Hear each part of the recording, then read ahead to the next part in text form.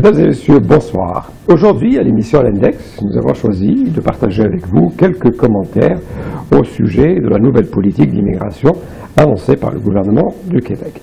Une nouvelle politique qui va changer, bien sûr, un peu les fondements de la politique d'immigration ici au Québec, une politique qui a déjà été sévèrement critiquée par les deux partis d'opposition. Il s'agit de quoi, au juste, quand on parle d'une nouvelle politique d'immigration?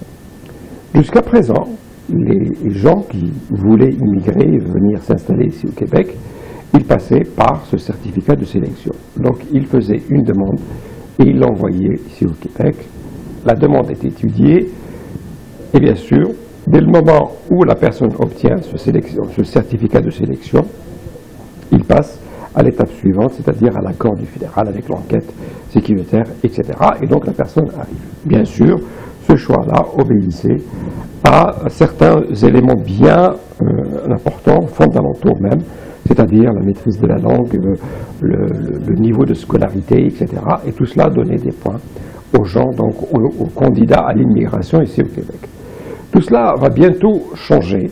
Ce que la ministre Kathleen Bale a annoncé, cette fois-ci, ce n'est plus le premier arrivé, premier servi, mais ils vont d'abord choisir des gens qui ont un potentiel d'employabilité, si vous voulez, beaucoup plus grand et qui correspond un peu aux besoins du marché du travail. Le plus important cette fois-ci, c'est quoi? C'est que pour s'inscrire, pour venir ici au Québec, l'immigrant doit d'abord faire une déclaration d'intérêt. C'est cette déclaration d'intérêt-là, comme une lettre d'intention, dans laquelle il va expliquer un peu son projet d'immigration, c'est celle-là qui va décider est-ce qu'il va être retenu comme candidat ou non. Et c'est en fonction de ce qu'il va nous raconter, de ce qu'il va nous dire, de ce qu'il va un peu présenter comme spécificité, si on va voir est-ce qu'il correspond aux nouvelles normes établies par le ministère de l'Immigration ou non. Le premier élément ici, c'est que la politique de l'immigration n'est plus basée sur un élément essentiel, celui de la maîtrise de la langue. Cet élément de la maîtrise de la langue, certains critiques et certains observateurs disent que jusqu'à présent, il obligeait un peu le gouvernement du Québec à choisir ses immigrants dans un bassin géographique bien déterminé. Ce bassin géographique bien déterminé commence à causer des problèmes au niveau de l'intégration d'une certaine partie de l'immigration. Beaucoup de gens ne le disent pas ouvertement, mais on parle bien évidemment de l'immigration maghrébine, notamment en raison de la religion de ces gens-là quand ils viennent ici. Ça commence à poser problème. Donc on a lu plusieurs articles, plusieurs éditoriaux, plusieurs analyses qui nous disent qu'il y a certains immigrants qui s'intègrent plus vite que les autres, qui s'intègrent plus facilement que les autres, et avec le temps aussi, les partis politiques ne parlent plus d'intégration, ils parlent quasiment d'assimilation. Et vous allez voir, quand on va parler maintenant des critiques avancées par les partis d'opposition, c'est qu'aujourd'hui, on ne demande pas seulement à l'immigrant de parler français, on lui demande aussi d'adopter les valeurs du Québec. Et là, à mon avis, c'est quelque chose d'extrêmement complexe, d'extrêmement difficile, et je dirais même, n'ayant pas peur des mots, de très grave. Dans le sens où on ne demande pas aux gens de parler français, parce qu'à une certaine époque, on disait que l'immigration est une grande menace pour l'avenir de la langue française ici en Amérique du Nord, et notamment au Québec. Vous connaissez tous toutes les lois qui ont été votées pour protéger la langue française, justement, notamment celles qui obligent les immigrants à envoyer leurs enfants à l'école française, jusqu'au collège carrément. Et cette politique-là a démontré par la suite qu'elle n'était pas réellement efficace, puisque ces enfants d'immigrants, dès le moment où ils arrivaient un peu au niveau du collège, eh bien, ils changeaient carrément de langue. Et parce que, même si on va à l'école française, l'apprentissage de l'anglais se fait aussi en parallèle. par des moyens détournés, parce que justement la culture anglaise est très dominante, elle est dans le monde entier, pas seulement ici au Canada ou en Amérique du Nord, elle est présente un peu partout. Donc aujourd'hui, ce qu'on veut, c'est aller vraiment au-delà de cette question de la langue. Déjà, dès le moment où on dit, bah, écoutez, on n'est pas obligé de choisir dans ce bassin géographique bien déterminé, donc ça nous ouvre les portes pour amener des immigrants qui viennent des 4 coins du monde. Dans la lettre signée par la ministre qui explique sa nouvelle politique, qui présente un peu le document qui a été présenté, la ministre précise avec l'importance de cet élément-là, c'est-à-dire avoir cette capacité d'aller choisir et d'aller chercher des immigrants qui viennent des 4 coins du monde. Pour justement la CAQ, donc la Coalition de l'avenir du Québec, de François Legault, il trouve que cette question d'ignorer la langue française dangereuse justement pour l'avenir de la culture et de la langue française ici au Québec. Ils proposent donc eux aussi une nouvelle politique, une nouvelle méthode, si vous voulez, de sélection. Ils sont extrêmement sévères. Ils exigent de procéder à un test après 3 ans donc, de présence ici au Québec. Après 3 ans de présence ici au Québec, les immigrants sont soumis à un test sur la langue française, l'histoire du Québec et la connaissance des valeurs du Québec. Et là, François Legault n'hésite pas à dire qu'un père de famille, par exemple, qui après 3 ans échoue au test de français, eh bien, il n'aura pas son certificat de sélection, même si tous les autres membres de sa famille l'ont obtenu. Et là, on se retrouve un peu dans une situation burlesque où les gens un peu réussissent ou son échec par rapport à un test sur la langue française ou sur la connaissance de l'histoire du Québec. Et sur l'histoire du Québec ou du Canada, vous savez qu'on a déjà fait l'expérience, on a pris le livre qu'on donne aux gens qu'ils doivent absolument apprendre pour aller passer leur test sur la citoyenneté canadienne. Et on a soumis le même livre à des Canadiens, notamment des Québécois de souche, etc. Et l'échec a été vraiment spectaculaire, où les gens n'étaient même pas capables de répondre à 5% des questions qui étaient dans ce livre-là, et auxquelles les immigrants devaient obligatoirement répondre. Deuxième des choses, quand on exige aux gens d'adopter les valeurs du Québec, l'adhésion à des valeurs, elle se fait par le biais de la foi, c'est-à-dire il faut croire en ces valeurs-là. Si on ne croit pas à ces valeurs-là, je peux les connaître, mais pour les adopter, ça c'est une autre manche, c'est une autre histoire. Et le plus grave encore, quelles sont les valeurs du Québec? Si on pose cette question-là, par exemple pour le parti Québec solidaire, on va obtenir une liste de valeurs. Si on va chez les libéraux, on va obtenir une liste de valeurs. Si on va chez les péquistes, ce sera une liste de valeurs. Et j'imagine que c'est la même chose aussi pour la CAQ. Donc, ces valeurs-là, ce n'est pas des ingrédients qui sont là, comme ça, bien définis, pour réussir une recette, à faire une poutine ou quelque chose comme ça. C'est très complexe. La deuxième des choses, on peut exiger le respect des lois du Québec. On peut exiger le respect, par exemple, de la langue française. Mais les valeurs, ça demande un peu de tact et surtout, beaucoup d'éducation. Parce qu'il faudrait que les gens adoptent par conviction et non pas par coercition ces valeurs-là. D'ailleurs, ces valeurs-là, elles n'ont, excusez le pléonasme, de valeur que si on les adopte réellement, si on y croit. Si on n'y croit pas, si elles sont imposées aux gens, on va assister à l'effet contraire, c'est-à-dire ça va devenir un repoussoir pour les gens. Le problème pour le Québec, c'est que, vous savez, quand on parle de politique, on dit que c'est le domaine par excellence du mensonge. S'il y a un domaine où justement ce cliché-là devient réalité absolue, c'est justement en ce qui concerne les politiques d'immigration. Depuis la nuit des temps, on ne parle des efforts d'intégration, des politiques qui vont corriger les erreurs, qui vont corriger les faiblesses, les carences et tout ce que vous voulez en ce qui concerne l'immigration. Et chaque parti qui arrive au pouvoir a sa politique d'immigration, et à chaque fin de mandat, c'est le mythe de Sisyphe, c'est-à-dire on monte avec ce gros caillou jusqu'au sommet de la montagne, il dégringole en bas, il est obligé de redescendre pour le remonter, etc. Donc c'est absurde, cette situation-là ne peut pas fonctionner. D'abord, il faut arrêter de croire que l'immigration à la carte, ça existe. L'immigrant qui correspond comme un robot ou comme une machine à une description établie par le gouvernement, ça n'existe pas.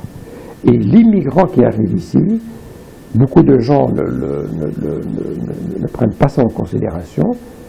Il ne vient pas ici seulement avec ses bagages, c'est-à-dire ses vêtements et ses choses, il vient aussi avec son bagage culturel. Et le bagage culturel, ce n'est pas un programme qu'on peut effacer avec un clic. Ce bagage culturel, il va rester avec nous toute notre vie. C'est ce qui fait que nous sommes grecs ou italiens ou arabes ou jamaïcains ou mexicains ou tout ce que vous voulez. Ça définit les êtres humains, c'est ce qui donne l'identité à tout un chacun. Donc on ne peut pas demander à quelqu'un de laisser ici, à l'aéroport, son bagage culturel et de rentrer seulement avec ses valises qui contiennent ses effets personnels. Deuxième des choses, on ne peut pas exiger de ramener des gens compétents qui sont bien formés, qui correspondent justement aux besoins du marché du travail ou aux besoins des marchés ici, et exiger en même temps de ces gens-là qu'ils se débarrassent de toutes les autres choses qui peuvent nous déranger. C'est impossible. Les gens arrivent ici, ils ont eux aussi des rêves et ils ont aussi une manière de voir le monde. Et cette manière de voir le monde, au fur et à mesure que ces gens-là sont de plus en plus nombreux, elle peut aussi devenir une tendance au sein de la société. Nous avons pu le remarquer, par exemple, quand on avait fait le débat sur la charte ici au Québec, où là, on ne demandait plus à l'immigrant de parler seulement français, à l'immigrant seulement d'aller travailler pour s'intégrer, c'est-à-dire de s'occuper de lui-même, d'être autonome, d'envoyer ses enfants à l'école française, de préférence à l'école publique, d'aller faire son marché, de participer au développement de l'économie du Québec, justement à être présent, à grossir justement la population du Québec. On a voulu lui demander d'être un peu des clones, des tremblés de ce monde. Et ça, c'est extrêmement grave aussi. Si on veut des clones qui ressemblent strictement et uniquement aux Québécois de souche, eh bien on peut signer un contrat avec les Raéliens. Eux, ils pourraient cloner tous les gens qu'on voudrait.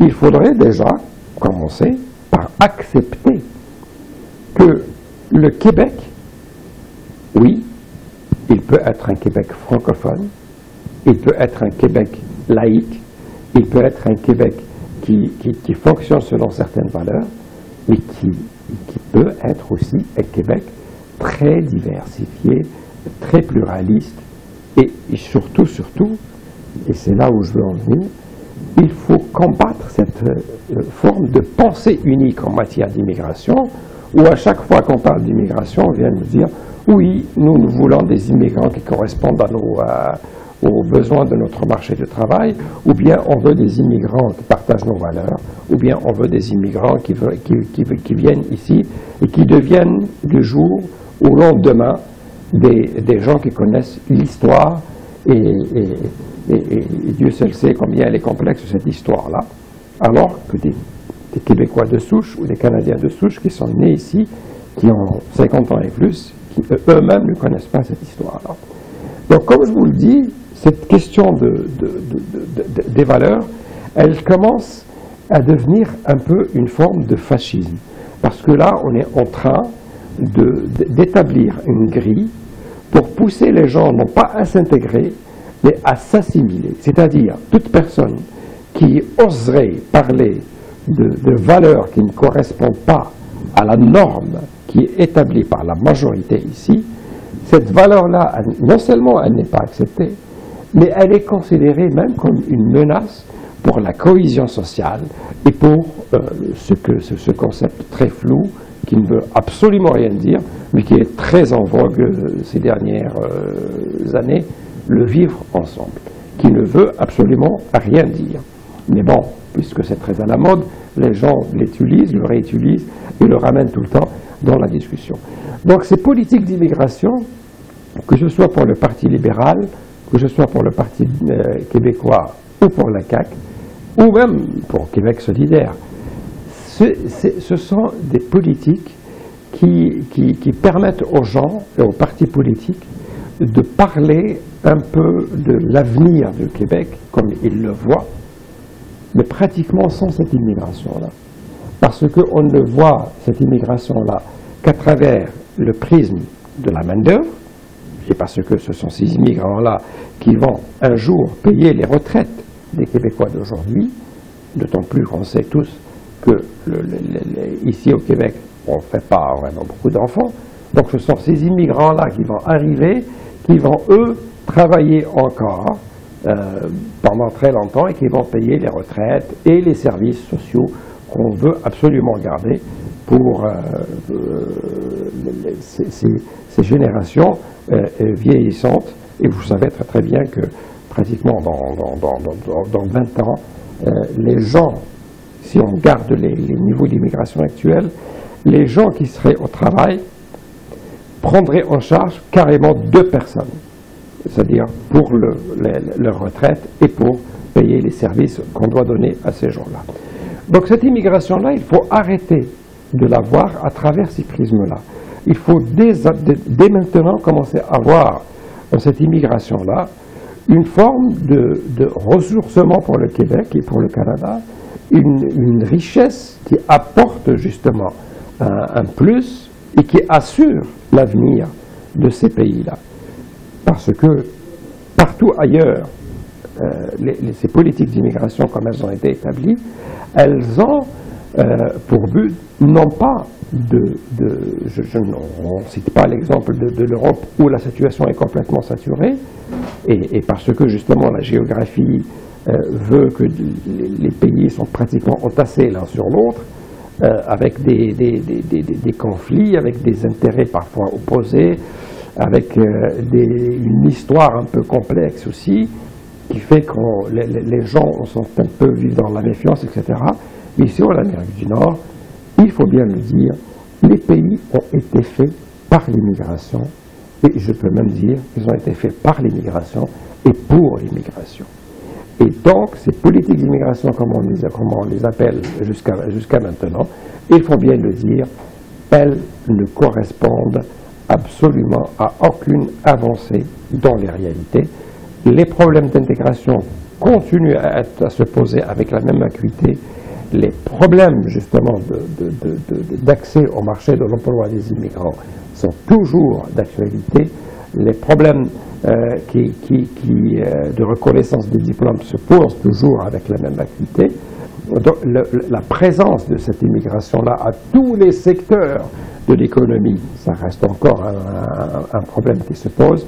Il suffit de voir, par exemple, ici, le domaine des médias ou le secteur de la fonction publique ou ailleurs, où il existe 1001 secteurs qui sont toujours des chasses gardées des gens d'ici, comme on les appelle, alors que les immigrants continuent à vivre carrément dans la périphérie de l'économie donc centrale, l'économie majeure. Enfin, le gros de l'économie, c'est les secteurs vraiment porteurs qui offrent des jobs bien payants et qui donnent justement ce qu'on appelle dans la mobilité sociale qui permet aux gens de grimper dans l'échelle donc sociale. Ce que nous avons vu jusqu'à présent, toutes les politiques, que ce soit par le Parti libéral, par le Parti du Québec, nous ne parlons pas de la CAQ qui n'a pas été au pouvoir, toutes ces politiques-là, ou même du temps de l'ADQ, ont continué à présenter l'immigration sous cet angle de menace pour la culture et la langue française, ou alors cette menace un peu pour l'avenir du Québec comme nation au sein du Canada. Le jour où on arrêtera de voir l'immigration à partir de ces prismes-là, je crois que ce jour-là, on pourrait parler sérieusement d'une avancée, puisque ce jour-là, il faudrait que les gens accèdent pratiquement à tous les postes, pas seulement à dire « ah oui, donc comme on le voit aujourd'hui, pour les femmes maghrébines, c'est un peu dans le secteur de l'éducation de la petite enfance, donc dans les garderies, etc. Pour les femmes, par exemple, qui viennent de l'Amérique latine, elles sont pratiquement dans le nettoyage, c'est-à-dire le ménage, etc. Les Haïtiens et les Maghrébins sont dans le domaine des taxis et tout ça, dans le transport de taxis et tout ça. Ce n'est pas normal qu'après pratiquement 50 ans, 60 ans de politique d'immigration, on continue encore à avoir ces mêmes réalités qui se posent encore en 2016. Voilà, c'est le commentaire que j'avais à partager ce soir avec vous. J'espère vous lire sur notre page Facebook. Continuez bien sûr à nous écrire, à nous donner vos commentaires et à nous suggérer bien sûr des idées d'émissions. Je vous donne rendez-vous samedi prochain. D'ici là, comme d'habitude, gardez le sourire et à la prochaine.